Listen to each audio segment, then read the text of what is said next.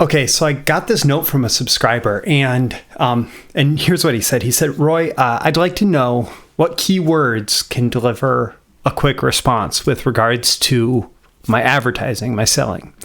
And I will tell you, I have definitely been enticed by this promise in the past. And so I'm making this video called Magic Words That Bring You Riches. That's actually an homage to a book by Ted Nicholas that I have here. But before I get to that, I want to talk about just this whole idea. So like when I was young and intellectually curious and figuring out how the world worked, I was drawn to like learning more about witchcraft, like the whole idea of being able to cast a spell and get what you want. And for you, like you may think witchcraft is the devil's work, but you think the same way about prayers, like to be able to pray for something and get what you want, or to be able to imagine something and manifest it. And like all of us have the same idea that is stimulated by something like a story like Harry Potter, where Harry Potter can or one of the other witches or wizards in the story can cast a spell and make something true. And we all have this desire for that level of control and power over the world around us, because so many times in life things feel outside of our control, and we want to be able to believe that with the right combination of words or the right incantation or whatever, that we're able to create the reality that we want. And so it's only natural, like in the world of copywriting, marketing, advertising, selling, that a book like this is going to do really well. Magic Words That Bring You Riches by Ted Nicholas. And Ted definitely, as the second paragraph on the back of the book says, Ted was definitely a marketing genius, like very successful as a direct marketer. And in part probably because he understands the power of promises like this. Saying 2 magic words will always get you the best table in any restaurant in the world. 7 magic words will bring you job offers even during tough economic times. 9 magic words provide unlimited money for your business ventures. Again, like it's the whole promise is that there are magic words that are going to bring you riches. And you know, to some degree, there's absolutely credence to this idea that certain words do change how people respond to things. For example, that Robert Cialdini in his book Influence: The Psychology of Persuasion did detail a study whereby adding a because, when somebody asked, can I use a copier? They got a certain level of compliance, and it was like 50-50 or so. I don't remember the exact statistics, and I don't have the book in front of me. But then when they said, can I use the copier because I need to make some copies? Actually, no.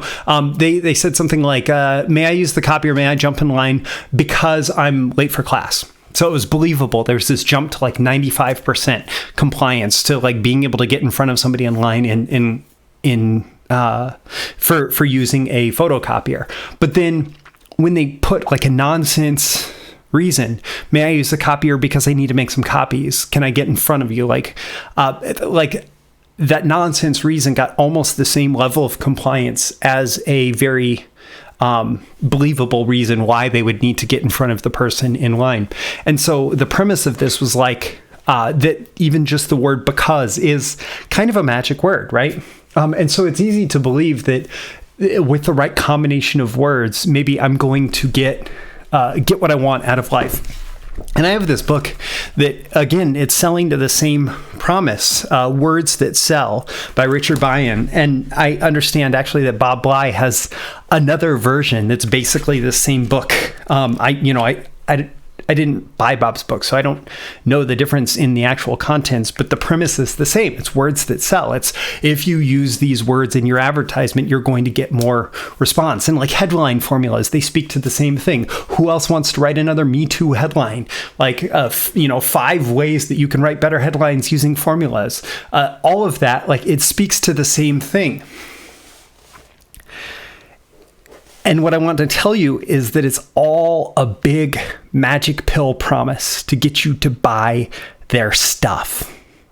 They understand what you want most as a copywriter, as a communicator, as somebody who uses language and persuasion to make your living. that they understand that you want to believe that there are magic spells that you can place on a buyer to get them to do something that you want them to do. And honestly, like, yes, once you're on the field, there are little performance improvements that can be made by the specific language that you use.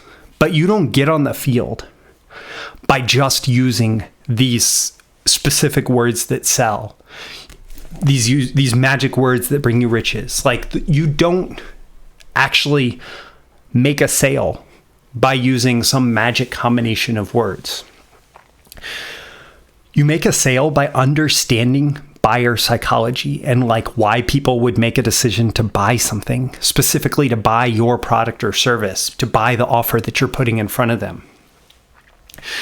If you want like the real magic, you have to write about something that they care about. You have to write about what people want. You have to give them what they want. And honestly, like, that's what's going on with these books. They're giving you what you want as a communicator. You want magic words that bring you riches. And you have to recognize that the magic words, like, it's not the words themselves.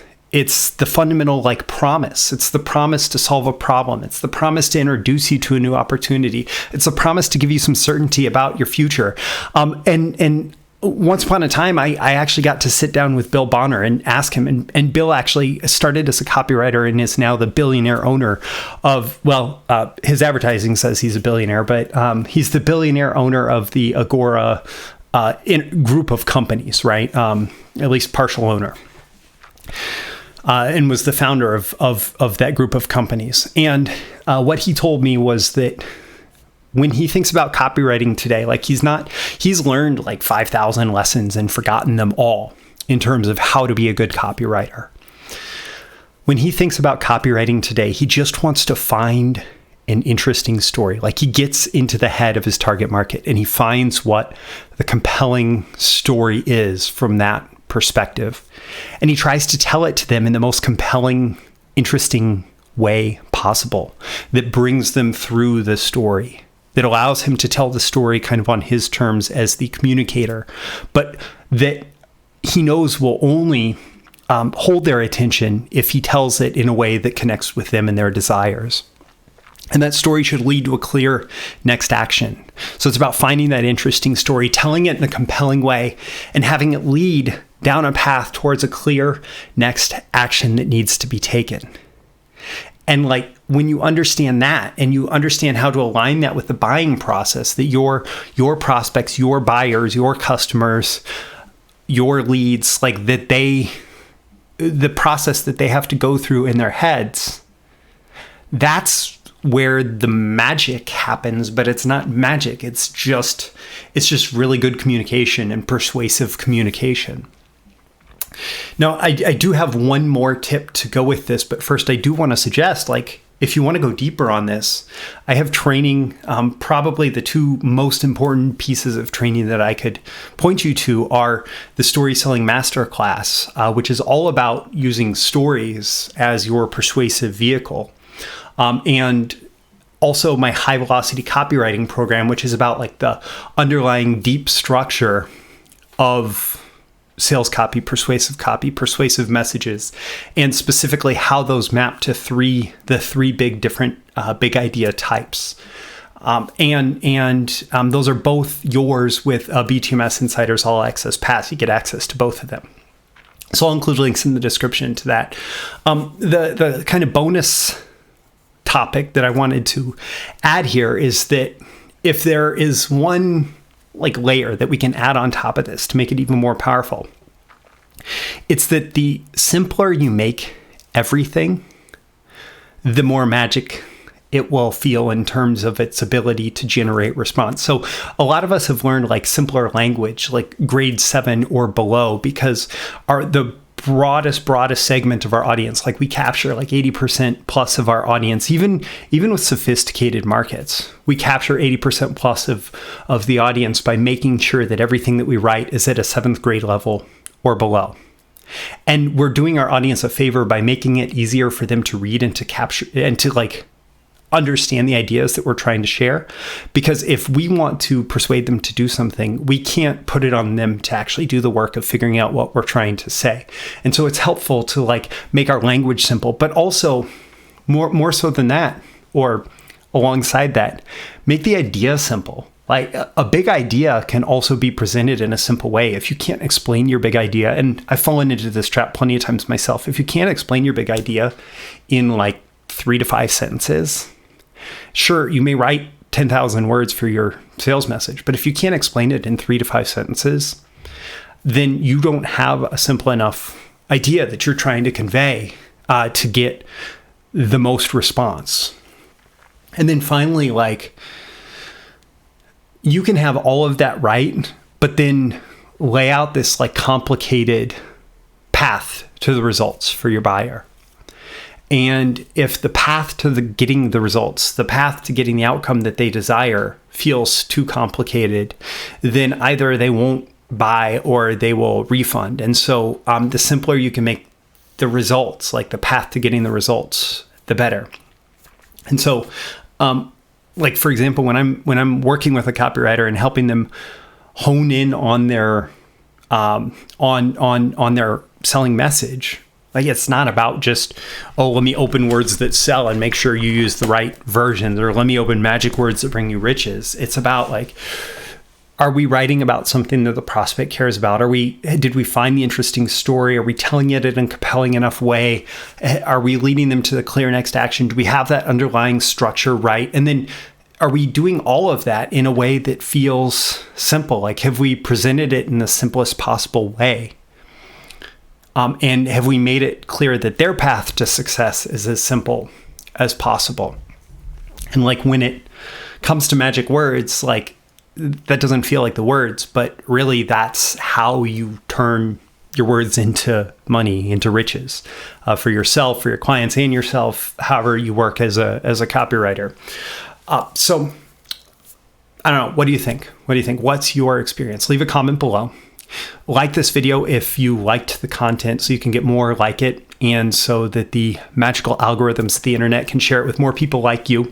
Also, you can share it yourself with other people who might find it valuable, and subscribe. You can follow me here. You can also go to breakthroughmarketingsecrets.com, where you get my daily emails Monday through Friday, including videos and articles on marketing, copywriting, business building, selling, and more. My name is Roy Furr. This has been a video issue of Breakthrough Marketing Secrets. Thanks for watching. I hope you've gotten a ton of value here, and I look forward to seeing you again in your next video. I'll see you soon. Bye.